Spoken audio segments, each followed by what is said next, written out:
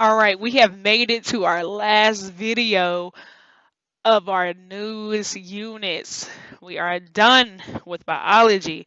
So we're just going to review over animal behaviors. Um, you may have future videos for review, but this is the last of the new. So what we're going to learn is basically why do animals behave and do what they do? So first thing is with behavior, the way an organism responds to an environment. First is the stimulus, something in an environment to which the organism can respond. The response is the way you behave when the stimulus is applied. So there's always the response. You know, somebody hits you, what you do? Most of the time, people hit them back. You touch a hot pan, what you do? You let go. You don't just sit there and be like, oh, it's just hot. It's getting hotter. No, nobody does that mess. So we explained that basically here, bright light causes insects to hide, right? If you pull up a rock, what do? You see all of them run away. But at night, we can turn on the light, and what does it do? It causes all the bugs in the universe to come meet you at your front door. There's two types of behaviors. There's called the innate, which you are pretty much born with and you cannot change. And there's learned that we just acquired over time, which it causes for practice. So an example of the innate behavior. It's what we call the reflexes, basically the flight or response, flight or fight, which happens in your adrenal glands. You see a dog, big old vicious dog coming after you. You're not gonna say, "Oh, come here, little puppy," and he's drooling at the mouth, look like he got rabies. Nah, you probably gonna run. If I see a snake, I'm gonna run. If I see a mouse, I'm gonna run. If I see a bug, I'm gonna run. Period. So this is basically from your hormones. It's giving off the epinephrine and the norepinephrine, which is basically called adrenaline, which is produced in the adrenal glands over the kidneys. So innate behaviors, you know, you come out knowing how to do this. Like when the babies come out, they don't cry. The doctors have to spank them on their butt to make them cry, to kind of let them know the baby don't want that. As soon as the baby get hit, they be like, doing all that, all that crying and stuff, because it's just a natural thing. It's something that we know how to do. Baby know how to come out and eat. Taxis. Taxis is basically behavior response by an organism to the stimulus. So remember phototaxis we talked about earlier in the year, when they go towards the light. Chemotaxis go towards chemicals. So suckling, this is a innate behavior. When them babies come out, I don't care if you breeding dogs, I don't care if you bringing cows, you breeding a human baby, they come out ready to eat. And us as mammals, we already told you we have mammillary glands that allows these babies to eat. Look at all these pigs eating on her at one time. Just think about it. That's natural. We know how to eat when we come out of here. We was like, nah, as soon as I get out of this stomach, I'm eating. Then we have learned behaviors. So the first one is habituation. Habituation is basically learning how to ignore a stimulus. You all do it all the time, especially when school is back in normal session.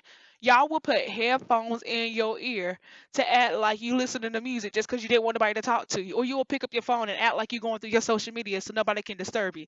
Y'all do that all the time. That's called habituation. That means you learn how to ignore the stimulus because you didn't want nobody to call you, so you be like, I can put my headphones in. It allows me to ignore everybody.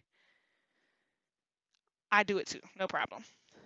But see, a turtle, if you touch a turtle, most of the times the turtle will go back inside of his shell because it'd be like, I want them to leave me alone. So he'd be like, I'm just gonna go in here. Eventually, they leave me alone.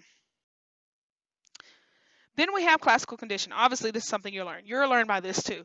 When you was in regular school and not here at San Hope, because this is off a college campus theme, the bell ring, you knew what? It was time to go home. It was time to sit down. It was time for class to start. That's something you learn. Classical condition. See how the dog, he is trained when the bell ring, he knows it's time to eat. The theory of this is because of a guy named Ivan Pavlov. So what he did is that he used to give his dog a snack. Dog be like, yo, I'm hungry. You go up there and eat. Then he started ringing the bell. The dog look at him like he's stupid. Like, what you ringing the bell for? Like, bro, I'm hungry. Like, what you ringing the bell for? And then when he started ringing the bell and having food, the dog was like, oh, the bell means it's time to eat. That's what's up. So every time he hear a bell, he like, look, bro, it's time for me to eat. Time for me to get up out of here. That's what happens with Pavlov's dog. He is the dog who says, hey, this is classical condition. This is how we learn. But When I hear something now, I understand this. If you hear the fire alarm, we have learned what? To get up and go outside. Operant conditioning, just a little bit different. This is when you go through repeated practice in order to receive a reward or avoid a punishment. Theory of this was B.F. Skinner. He basically did with pigeons learning how to peck at certain buttons will release food. People put mice in the mazes and have a trap on some of the mice or electric little fence or whatever, and eventually the mice be like, I ain't going that way no more. Like as a kid, not every parent disciplines the same way that everyone was, but if you a kid and your mom popped your hand because you touched something, let's just say you had her phone on the table and you touched her phone, she popped your hand, you moved your hand, you started to realize every time you touch her phone, she's going to pop you. So you just stop touching her phone because you said, I did not want to get popped. If you ask, Mommy, can I have the phone? She gave it to you. You realize, oh, if I just ask, I can get it. But if I touch it on my own accord, I'm going to get popped. And that's what we do. We try to get a reward or we try to avoid a punishment. Like, most of the time, we try to avoid a punishment.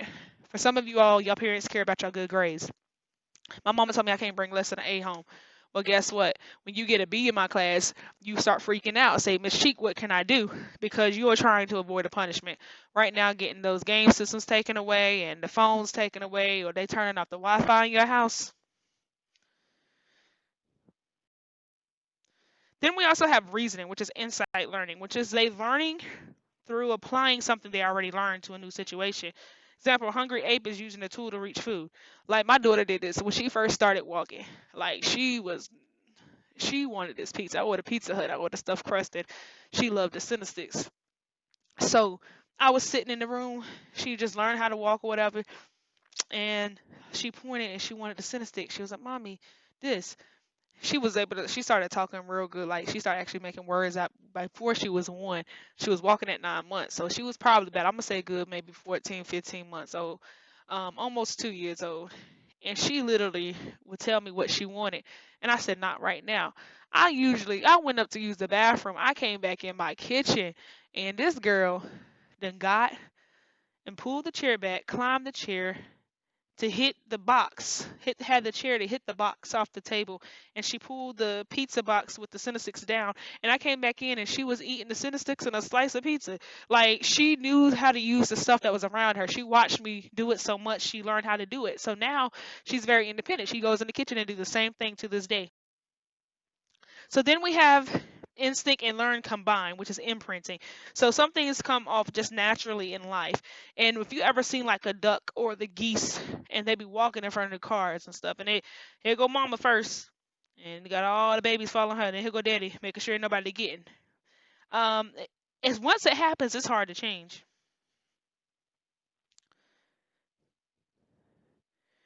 This was developed by Conrad Lorenz, but basically this is the gosling right here. As you see the baby, once it saw something moving, like if you, let's just say you found a little goose egg, right? And you had the goose egg and they didn't have a mama and stuff. Once that gets older and that was it, and they saw you, that little thing would follow you around and follow and do everything that you do because that's all they know. So then we have pheromones. Pheromones is basically hormones that are released, the chemical hormones that are released to mark territories, attract mates, lead to food sources. When the dogs pee and mark their territory, this is leaving a pheromone. That allows another dog to say, hey, another dog was in my spot. Leads to mates. So it would be like, hey, I'm leaving my mark, girl. I need you to come back at 12 o'clock tonight so we can get busy. It also leads to food sources. So they mark it, okay, I smelled my scent, so I know where my food is at. As well as you see here, just the hormones here saying, okay, it's time for me to get ready to mate because she's sending me off that signal. We also have visual display. This right here is an action of the posture meant to be noticed by other one. This one's letting you know I'm poisonous. You see color, you know it's poisonous.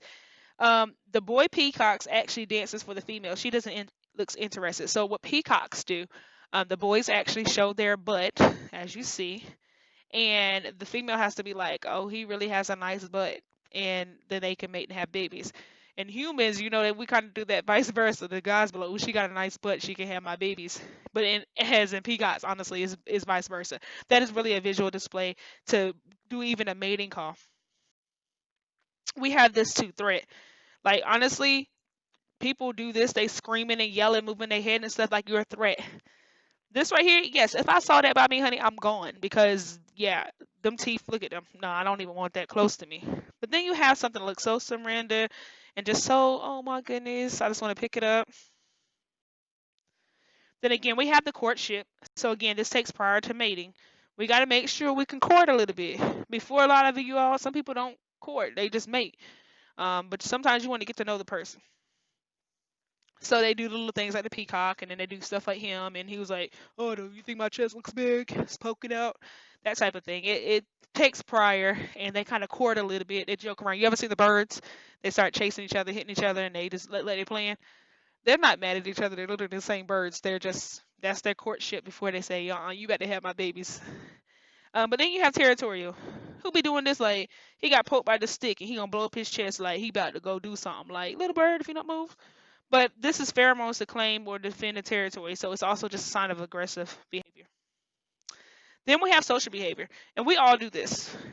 This is any interaction between the same species. If you look here, they're cleaning this one and he's cleaning this one, and they all just enjoying it. This provides a better chance of genes being passed along. So you interact with your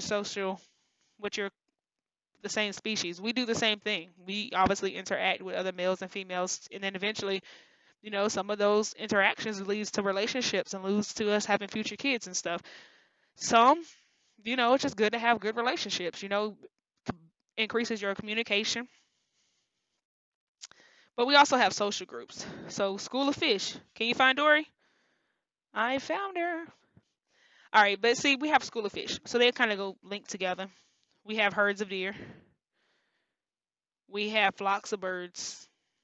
And we have packs of wolves. And then we have prides of lions, right? Same thing here. If you are at school, you have the jocks, you got the people who are into anime, you have what they call the emo gothic type people. They also have you have the nerdy ones, you have the ones that how we say it. I mean, even how people say they was like, oh, these people are the nerdy ones, these are the smart ones, these are the cool ones, these are the lame ones. Even in college, you will see the people who dance. The dance crews literally walk together in college. The people who love the environment with no trees and be hugging trees and yes, they out there. The skateboarders, they're there. The gamers will stay out all night long playing video games. The clubbers, the partiers, they all hang together. It's just like the social groups though. And we have people, which I know most of you all don't really care less what kind of group they're in. Hey, if they're a good person, they're a good person. And that's how I feel. And so we have patterns, we have dominance and hierarchy. Obviously, it's the ranking system. Basically, if you are higher, you get better species and mates and food. Like a king and a queen, they get treated. The president gets treated better than us, even if they're good or bad, right? Because the idea is that the dominance and hierarchy, they get that. The queen bee, what happens? They break doing all this for the queen bee, and there's only going to be one lucky guy who gets to get with her. Think about the queen ant. That queen of the ants, they bring her food and stuff all day, and that's why the queen ant is really really big. So is the queen bee. Why? Because she get to choose who she wants. She get all the food. They get all the attention. It's dominance. It's a ranking system. Then there's kin selection, response that may endanger a particular individual to save another. So worker sting bee. So you actually have bees who sting because you can't get in the other one. But if a bee stings you, then he dies. And then we have patterns of behavior with the biological rhythms, which is the circadian rhythms that were based on the 24 hours a day and night cycle. I have not been the same since this last time switch. I'm by 5, 6 o'clock. I feel like it's like 12 o'clock at night. And that's what happens. Our body gets used to the sun. So people who go to like Alaska, there's 6 months with sun and 6 months without sun. Like, can you imagine the sun not turning off? It's 12 o'clock and it look like it's 12 o'clock in the afternoon and it's 12 o'clock at night. So the biological rhythms, it actually helps with us. We have migration, which is of course seasonal movements. We have hibernation. This is when the temperature drops and oxygen consumption decreases and breathing rates drop. So this is like bears. And then we also have estivation. This right here is reduced metabolism because of the heat. So this happens in the winter. And then this happens in the summer.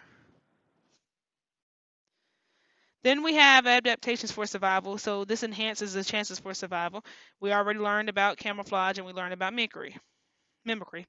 Camouflage just blends in. Mimicry just is a warning coloration and trying to be like something else. So just as a review, what are some innate behaviors? Automatic responses, taxes, suckling, list the learned behaviors, habituation, classical conditioning, reasoning. What season does estivation take place? Summer. What does camouflage do for an animal? Blends it in for an environment and increases the chance of survival. Well, we are officially done with our last thing of notes for biology.